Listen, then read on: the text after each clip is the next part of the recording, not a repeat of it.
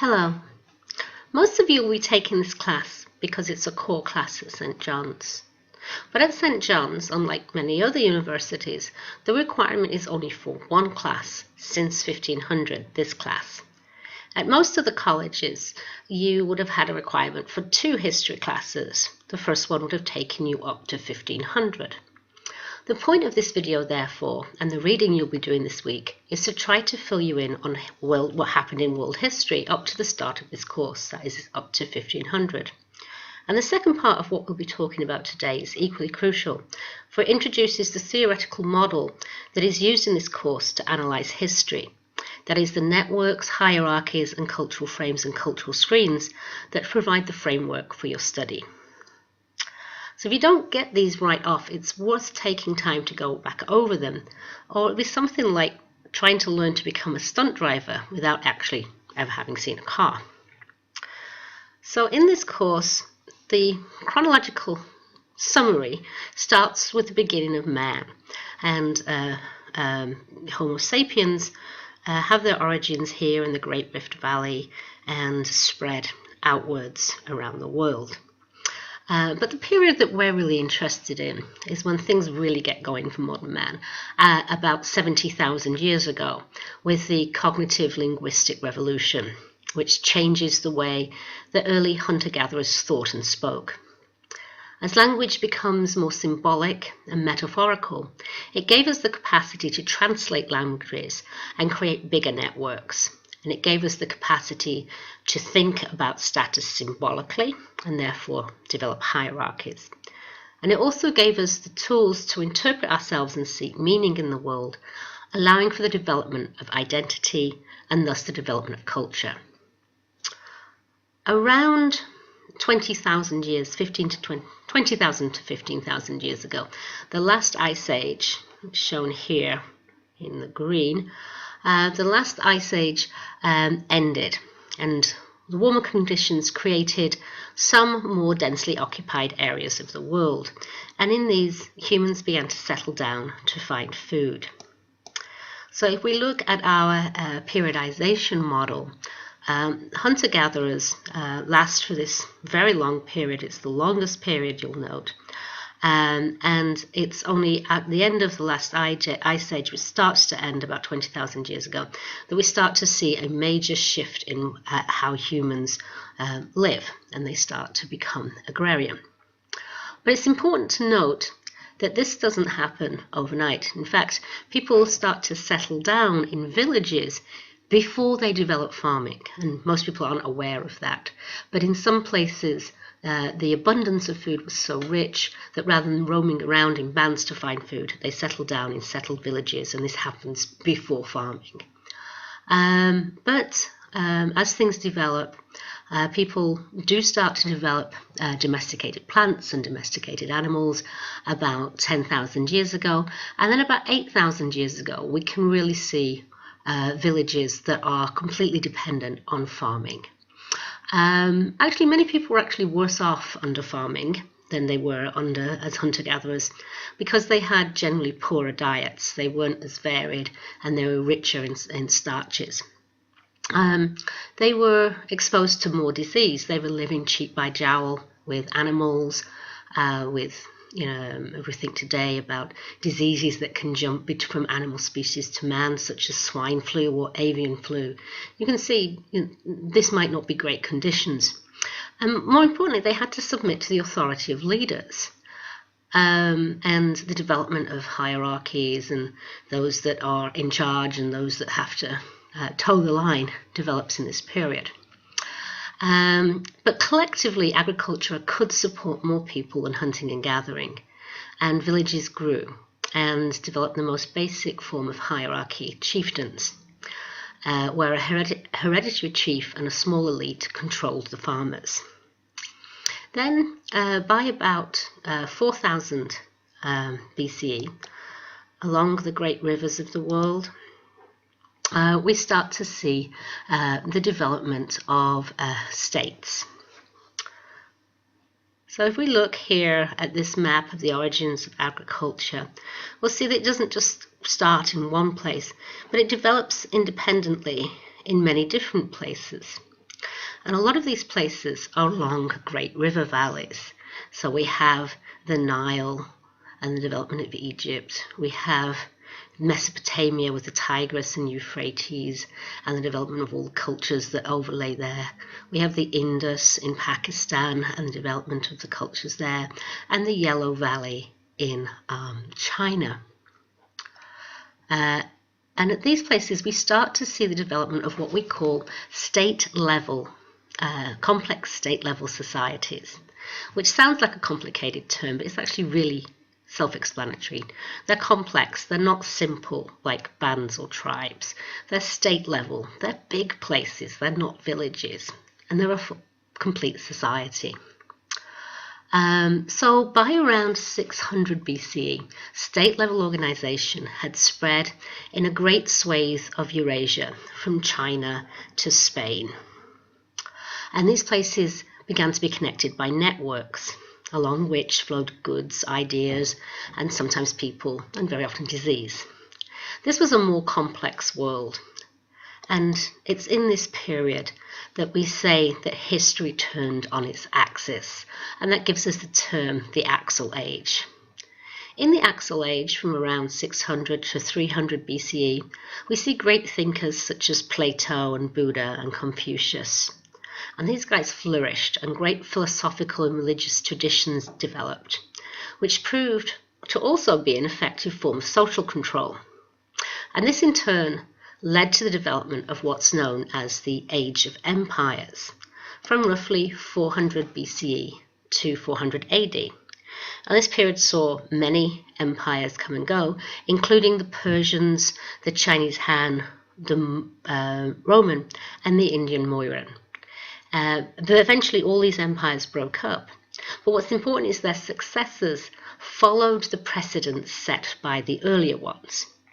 And these empires also are important because they provided the backdrop to the development of salvation religions: Mahayana Buddhism, devotional Hinduism, Christianity, and Islam.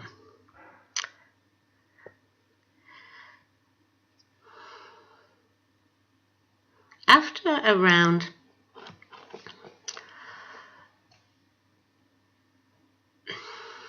around 400 AD, we move into a new era of human history, the High Agrarian period. And in this period, as traditions grew, we start to see a greater divergence in cultures. At the same time, they're having more contact, both economic contact and contact in terms of conflict. The High Agrarian period ends with two calamities: the Mongols and the Black Death. The Mongols are nomads from Central Asia, and they forged the greatest land empire ever. But they also did a lot of damage in the process. They forged connections right across Eurasia, as you can see here, taking the Mongol Empire in yellow here, spreads all the way from China into the Middle East and into Russia as well. Okay. So with such an extensive empire, they have a lot of interconnections. And along these connections, along these networks, travels the other big calamity of the age, the Black Death. And this is what you see in these dark green lines here. And this kills about a third to a half of the world population. As cultures of Eurasia recovered, they looked back to earlier traditions. And they also expanded their networks even further, starting to build bigger and bigger maritime networks, which eventually by 1500 reached the Americas, and the world became united into a single global network. And it's here that we pick up the story of history in chapter 14 in the next class. So the second part of the summary explains the model used in the course and some of the basic concepts. This figure shows the demographic growth of human population over the last 2,000 years. Now, if we plot this on a very simple graph, it looks like this. It's not growing much, it's not growing much, it's not growing much. Just before the millennium, it starts to take off. Okay, So it's not a very interesting graph.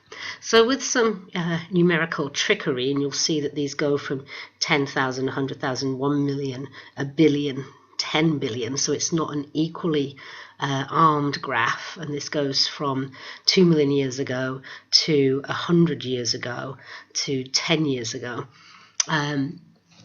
That if you shrink both these axes or grow the axes as well, you can actually see the big developments in human history, the cognitive linguistic revolution that we've just talked about, the agricultural revolution, and then finally the industrial revolution. Another big development in this period is the growth of networks. And you see 3 stages of growth here. In the first stage, you see up here in the left, you've got these smaller lines which show individual places connected to each other. But we're all starting to see a more sophisticated development going on here. Some of these networks are a little more intense. These are the dark blue lines. And we're also seeing the development of cities. And these cities very often are at the nodes at which many different networks are connected. Then in the upper right here, we start to see the development of more intense networks. And these networks, the connections are so intense that they can't be represented by a single line anymore and have become splodges. Some of these that are very intense, like the dark blue splodge here, might represent a sea. And today we actually, tend to think of seas as barriers that need to be crossed. In the days before steam and cars and things like that, the seas were the opportunity for transport, not a barrier to transport. And then finally in the lower diagram, we see the intersection between networks and hierarchies, because these two do not operate in isolation. And as you can see, the hierarchies are changing, are different sizes, indicated by the red triangles. Some hierarchies can even contain more than one major node. But in other hierarchies, like this one in isolation down here, the network is only small, and so the hierarchy can't grow that large. So moving on now to think a little bit more about hierarchies. This is where we start out as man in bands, and you'll see there's not even really an identifiable leader at this stage. It's just a group of people. A leader might rise to the top, but his role wouldn't be hereditary. Within the tribe, this starts to change. There is a big man, there is a leader, but again, he may not be permanently there. His role may be one that's assumed by the strongest or the best warrior in a tribe, and he's definitely still part of the tribe. He's on the top, but he's not above it.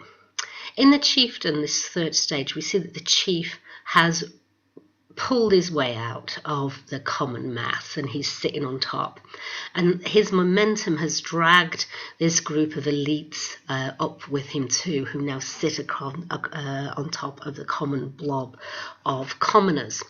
And the chief and the elites would tend to be warriors, and also at this stage you start to get hereditary chieftains and people having elite status that's hereditary too.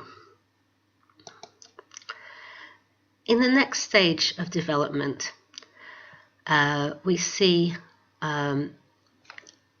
complex state-level societies, and the pyramid of complex state-level societies looks like this. And there's 2 directions that I want you to notice first. The first is this. This is class, power, and economic resources.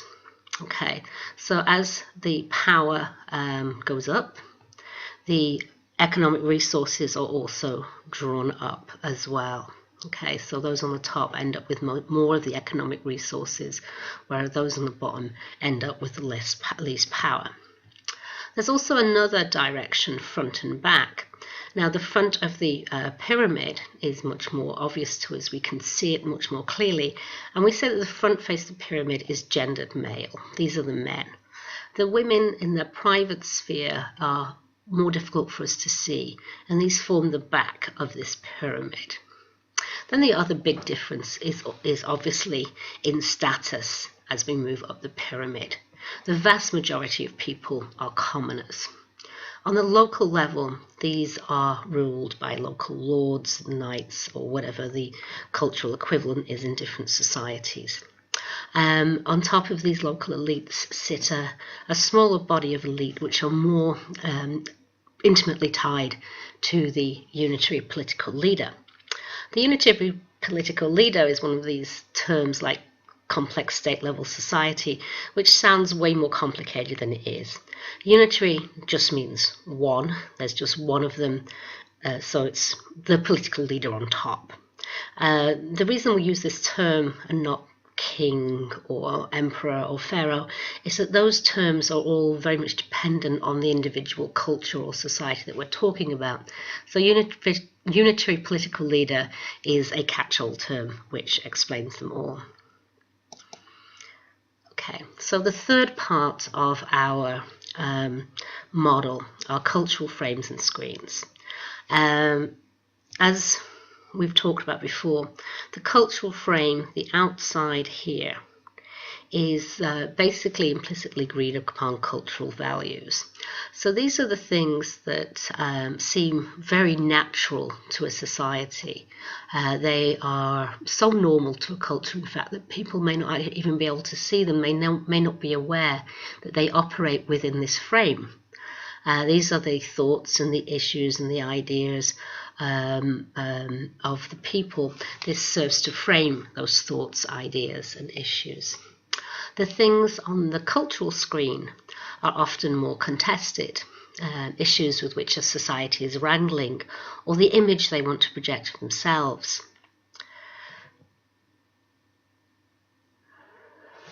And we'll see as the society grows, the proportion of influence onto the cultural frame and screen changes. So in the band and the tribe, it's the entire band that provides the cultural frame and screen. It's the entire tribe that provides the cultural frame and screen. But here it's the chief and the upper elite that provide this. The commoners, not so much. And this becomes even more intense when we look at the traditional agrarian pyramid. And so in fact hence is the divide that we actually call it the Great Cultural Divide. And in the Great Cultural Divide, this is the political leader and the elites, and these are the commoners. Okay, so it cuts across that. So the cultural screen, the things on the screen, the issues debated, are provided only by the elites and the commoners. The frame is also provided by them. It's just a little bit more egalitarian. It does dip down a little bit into the common world as well. The Great Cultural Divide, as we said, divides elite culture and non-elite culture. The elite culture tends to be unitary and trans-regional. That means there's one culture no matter wherever you are. So if you're in Upper Egypt or Lower Egypt, it'll still be the same culture, and this can happen because this culture is written down and therefore can be transported. Non-elite culture tends to be oral. That means it's not written down and it's not so easy to transport, so it remains local. So within an empire, within a kingdom, you could have several different local cultures. So non-elite culture tends to be more multicultural. So these are the three main models that we'll be using. Networks, hierarchies, and cultural frames and cultural screens. It's really important that you grasp what each of these mean. Okay? I will see you in chapter 14 tomorrow.